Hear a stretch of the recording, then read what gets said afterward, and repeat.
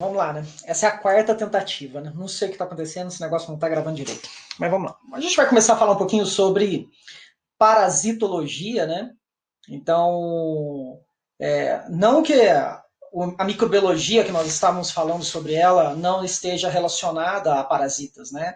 Mas o mundo microbiológico ele envolve, além dos parasitas, muitos outros seres vivos, né? Então, quando a gente fala de microbiologia, a gente não está falando só de organismos causadores de doença, mas a gente está falando de uma infinidade de seres vivos, né, que muitos deles são totalmente inofensivos aos seres humanos. Né? Lógico que nós estudamos a microbiologia focada no que o ser humano nas doenças, né, nas coisas que afetam os seres humanos, né? Por causa da formação de vocês, né, em enfermagem. Mas o mundo microbiológico ele é muito maior do que isso. Mas agora a gente entra na parasitologia, que ele está ligado exatamente a doenças, né? Ao relacionamento com as doenças, né? Ao processo de doença. Né? Então, esse mundo, né? Esse mundo parasita, né? Primeiro a gente tem que entender o que é de fato um parasita, né? O que é um parasita? Né? O parasita, ele é uma relação ecológica, né? O parasitismo, né, é uma relação ecológica desarmônica, né? Se a gente for lá buscar o termo lá na biologia, é uma relação ecológica desarmônica, na qual um ser vivo usufrui da energia do outro, né? Ele vive às custas do outro ser vivo, ele vive às custas do outro indivíduo, né? Então, isso é o parasita. Tá? Então, parasita é aquele ser vivo que vive às custas do outro ser vivo. Tá? Então, é uma relação ecológica desarmônica, né? Por quê? Porque causa um dano no hospedeiro. Né? Uma coisa muito importante quando a gente fala sobre parasita, a gente tem que lembrar que o parasita ele não tem a intenção de levar o indivíduo à morte. Né? Ele não tem a intenção de matar o seu hospedeiro, porque quando ele mata o seu hospedeiro, ele morre junto também. Tá? Então, é o contrário do predatismo. Né? O predatismo, o predador ele tem intenção de matar, né? Porque ele quer comer, né? Ele quer se alimentar daquilo. Né? Então, o predador ele mata para comer. Né? E o parasita ele come vivo, né? Então ele se alimenta do indivíduo vivo, né? E ele quer que o indivíduo fique vivo. Né? Então quando que o parasita leva o indivíduo à morte? Quando o número de parasitas é muito elevado. Né? Quando o número de parasitas é extremamente elevado. Então aí você acaba levando o indivíduo à morte. Tá? Então, por exemplo, uma lombriga dentro do seu corpo, tá? Uma lombriga dentro do seu corpo não vai te causar mal nenhum. Ele não vai aparecer nem um exame de fezes. Por quê? Porque uma lombriga não reproduz, se não reproduz não vou ter ovos na fezes, se eu não tenho ovos na fezes não tem como identificar, certo? Que você tem uma lombriga lá dentro. Tá? Lógico, ela vai competir com o seu alimento, vai competir com o seu recurso, tudo, vai viver ali dentro durante anos ali dentro, até ela morrer, né? Não vai viver para sempre, né? Mas vai viver durante anos ali dentro, né? Ela vai causar um dano à sua saúde, sim, mas esse dano vai ser pequenininho, né? Isso não vai ver. Mas 200 lombrigas dentro do seu intestino, certo? Ela vai te causar problema, ela pode causar um entupimento desse intestino e aí acumular fezes lá dentro, aquele negócio supurar, né? Estourar, e aí tá feita a merda. Né? Então, o parasita ele não tem intenção de matar o seu hospedeiro. Ele o faz quando o número de parasitas é muito elevado. Né? Quando o número de parasitas é muito elevado. Né? E quando nós estamos falando de parasita, na maioria das vezes estamos falando de algum organismo macroscópico, com algumas raras exceções. Né? Vou abrir aqui uma apresentação aqui. Então, eu peguei algumas imagens aqui falando que também esse mundo de parasitas é muito grande. A gente vai ter um foco no parasitismo humano, né? Mas esse mundo, esse universo de parasitas é muito grande, é muito enorme. Né? Então, eu tenho aqui desde de parasitas que atracam plantas, né? Plantas que parasitam plantas, né? Então eu tenho plantas que parasitam plantas, né? Então eu tenho as bromélias, né? Então as bromélias, as bromeliáceas, elas são plantas que parasitam plantas. né? Algumas bromélias, né? Não vou generalizar, né? Então eu tenho algumas bromélias, algumas orquídeas, certo? Elas são parasitas de planta, né? Então a sua raiz entra, né? Penetra a planta, né? E ao penetrar a planta ali, ela acaba causando sugando a seiva da planta, né? Como se fosse o sangue da planta ali, sugando isso, e isso acaba dando um dano à planta. A gente tem algumas trepadeiras, por exemplo, que essas trepadeiras se enrolam na árvore até matar essa árvore. Né? Ou ela cobre a árvore por cima, né? E compete por luz com a árvore e mata a árvore. Né? Então, também vamos levar em consideração o número também, né? Não é uma trepadeira só que vai fazer isso. Não é uma única bromélia na árvore que vai matar ela também, né? Lembra aquilo que eu falei, né? Na maioria das vezes, né, os parasitas levam à morte o seu indivíduo, não por ser um, né, mas por ser um conjunto deles que atuando ali em si, né? Então, a maioria dos parasitas são macroscópicos, né? Então, eu tenho plantas que parasitam plantas. Eu tenho aqui, no caso aqui, o pulgão, né? O pulgão, ele é um parasita de planta também, né? É um bichinho que se alimenta de seiva de planta, né? Ataca as plantações aí de couve, de alface, né? Dessas folhagens, né? Ele se alimenta disso. Primeiro que essas folhagens são muito fininhas, né?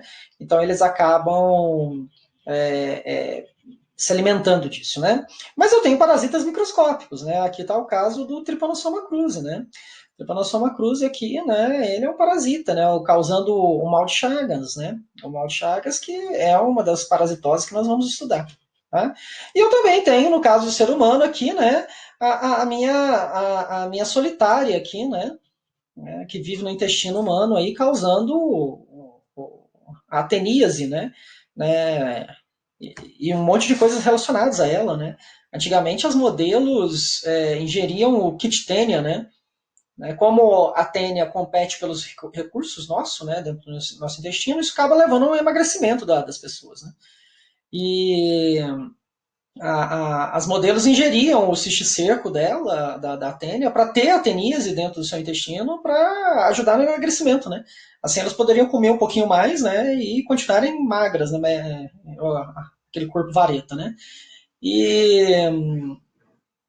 hoje, lógico, isso não é admissível mais, né? Porque você pensa uma modelo, né? Representando sei lá, de moda lá, né? E ela vai fazer a publicidade lá não sei aonde, e aí aonde ela passa, né? O banheiro que ela utiliza, ela sai contaminando, né? Então, olha só, como assim? A pessoa vai representar uma empresa, vai fazer uma propaganda de marketing, aonde ela vai, ela sai contaminando o ambiente. Isso não é admissível, então hoje as empresas pedem, exigem das suas modelos o exame de fezes, né, para evitar esse tipo de situação, né? Então, esse desequilíbrio aí, né? Então, os parasitas, eles são diversos, né? Então, estão em todos os lugares, né?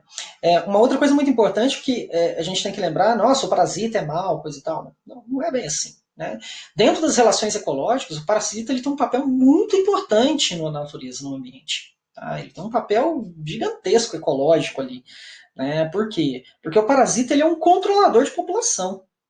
Tá? A gente sabe que determinadas populações de seres vivos não podem crescer demasiadamente, porque senão ela vai exaurir o recurso daquele local, exaurindo o recurso daquele local, vai matar outro indivíduo, e toda aquela cadeia, toda aquela estrutura, aquela cadeia alimentar, toda aquela teia alimentar vai ruir.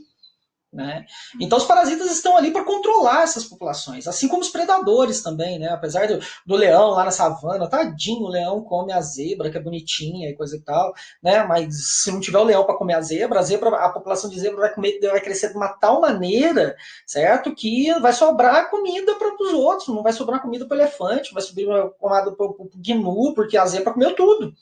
Certo? Então, eu preciso dos parasitas, eu preciso dos predadores no ambiente, certo? Para controlar, para fazer o controle populacional. Tá? Lógico que, trazendo para o lado do ser humano, né, ninguém quer ficar assim, tem que morrer um pouco de ser humano para controlar a população. Não, a gente tem um outro lado ali, filosófico e coisa e tal, que envolve, que não é bem isso. A gente acaba não admitindo isso e a gente acaba interferindo nesse processo, né, de contaminação. Tá? Então, o parasita ele tem um papel importantíssimo no ambiente, muito importante. Tá? Assim como o predador, né? Assim como os simbióticos e todas as relações ecológicas, elas são intimamente ligadas para manter equilíbrio ambiental. Tá bom? Bom, a gente vai descrever cada um desses parasitas, tá? Mas vamos dar uma olhadinha agora em ciclos, né? Então eu tenho esses parasitas, eu tenho ciclos com hospedeiro intermediário e sem hospedeiro intermediário. Tá? O com hospedeiro intermediário é aquele ciclo, certo, na qual o indivíduo, ele tem dois hospedeiros, né? Eu tenho o hospedeiro ser humano e um hospedeiro que não é ser humano, né? Esse tipo de ciclo, né? Esse tipo de ciclo parasitário, eles são, eles são bastante, eles são raros, né? Mas eles são bem interessantes, né? Por quê?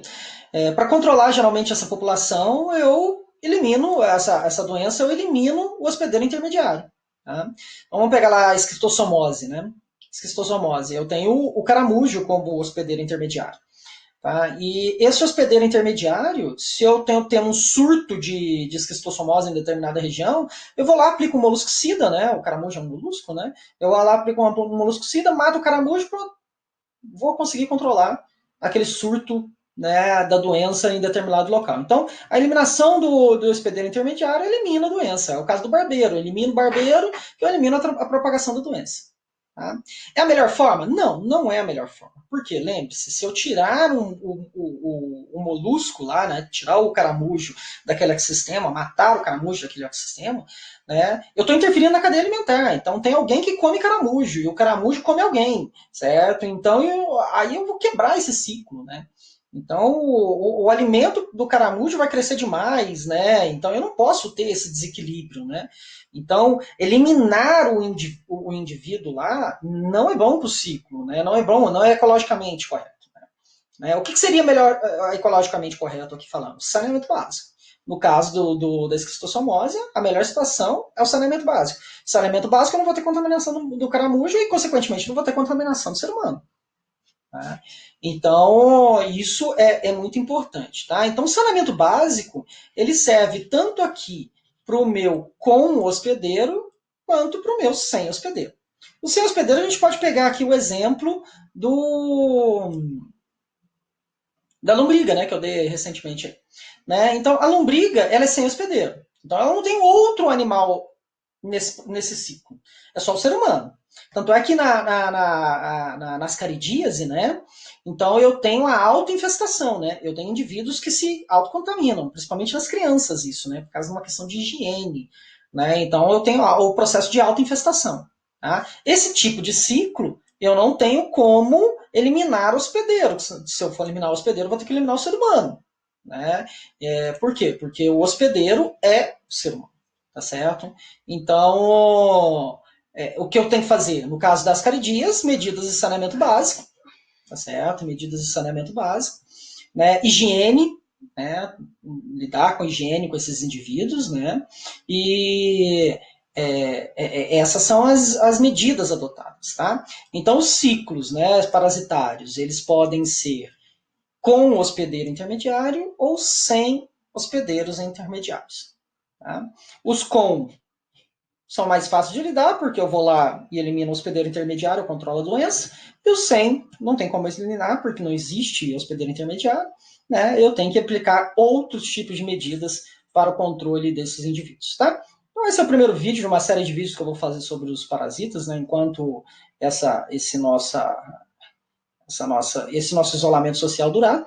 Né? Então, segue aí os próximos vídeos, né? Para acompanhar. Vou fazer sempre vídeos curtos, né, para facilitar o meu trabalho aqui de edição, né, e publicação e o trabalho de vocês também de estudos. Tá? Então, até a próxima.